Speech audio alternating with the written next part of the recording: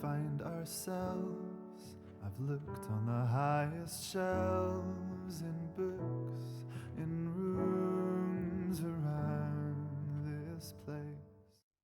This book is not about heroes. English poetry is not yet fit to speak of them.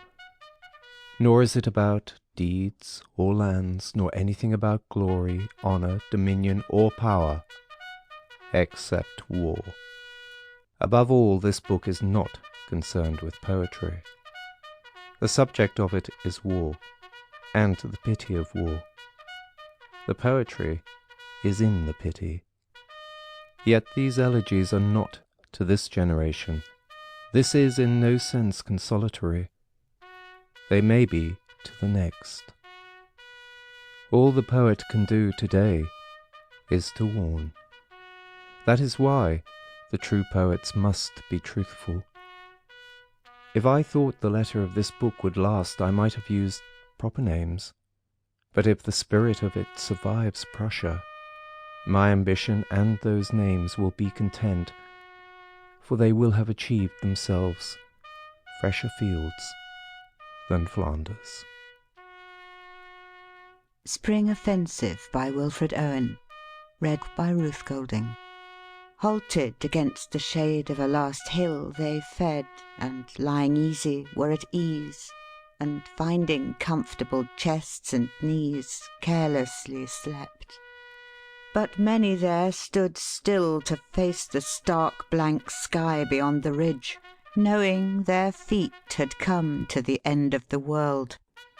Marvelling they stood and watched the long grass swirled by the May breeze, murmurous with wasp and midge. For though the summer oozed into their veins like the injected drug for their bones' pains, sharp on their souls hung the imminent line of grass, fearfully flashed the sky's mysterious glass. Hour after hour they ponder the warm field, and the far valley behind, where the buttercups had blessed with gold their slow boots coming up, where even the little brambles would not yield, but clutched and clung to them like sorrowing hands.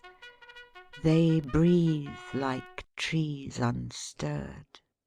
Till, like a cold gust, thrilled the little word at which each body and its soul begird and tighten them for battle.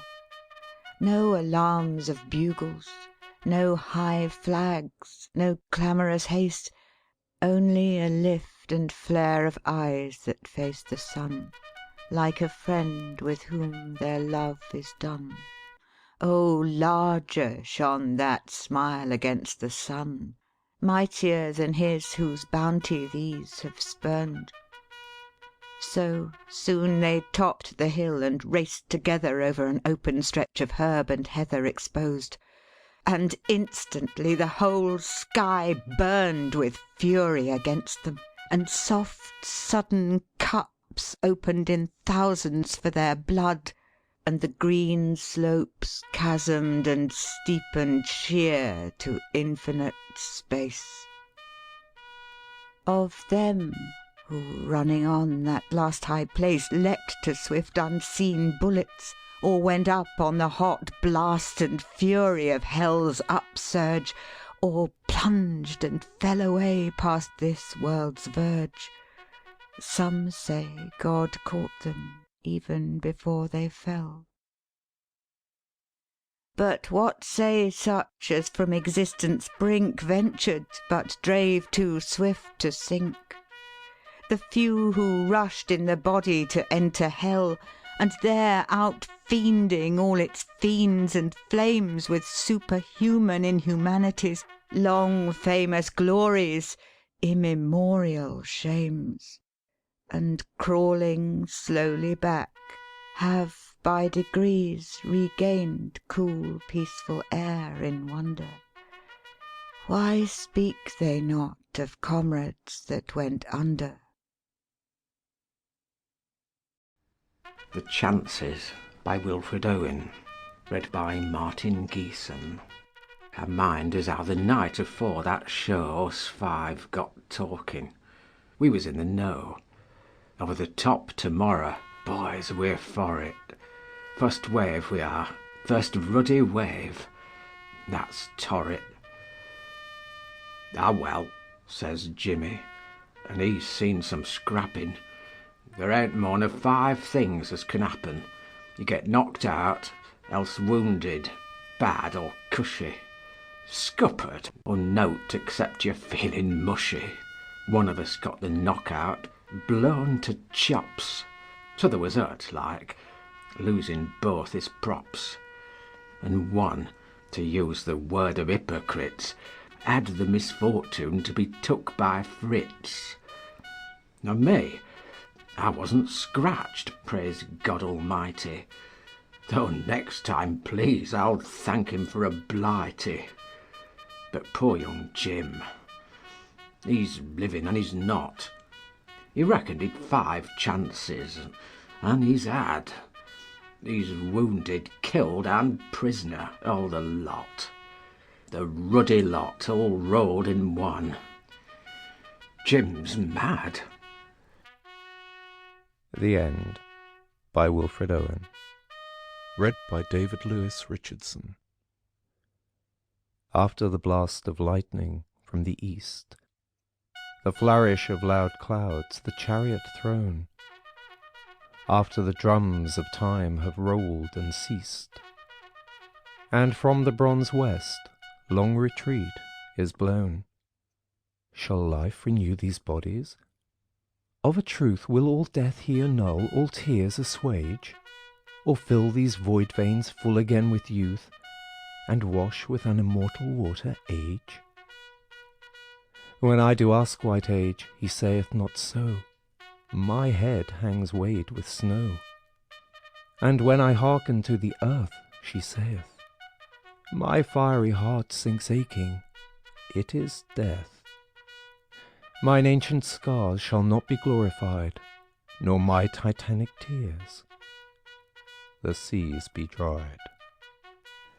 Anthem for Doomed Youth by Wilfred Owen, read by Peter Yearsley in honour of Remembrance Day. What passing bells for these who die as cattle? Only the monstrous anger of the guns, only the stuttering rifle's rapid rattle can patter out their hasty orisons. No mockeries for them from prayers or bells, nor any voice of mourning save the choirs, the shrill demented choirs of wailing shells, and bugles calling for them from sad shires. What candles may be held to speed them all?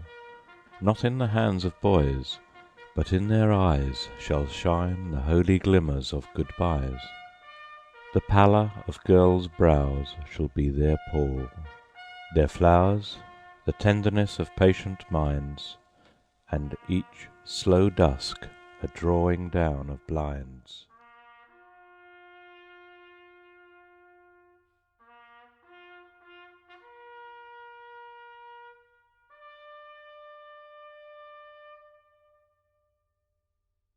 In Flanders Fields by John McCrae. Read by Rachel. In Flanders fields the poppies blow between the crosses, row on row, that mark our place, and in the sky the larks, still bravely singing, fly, scarce heard amid the guns below. We are the dead.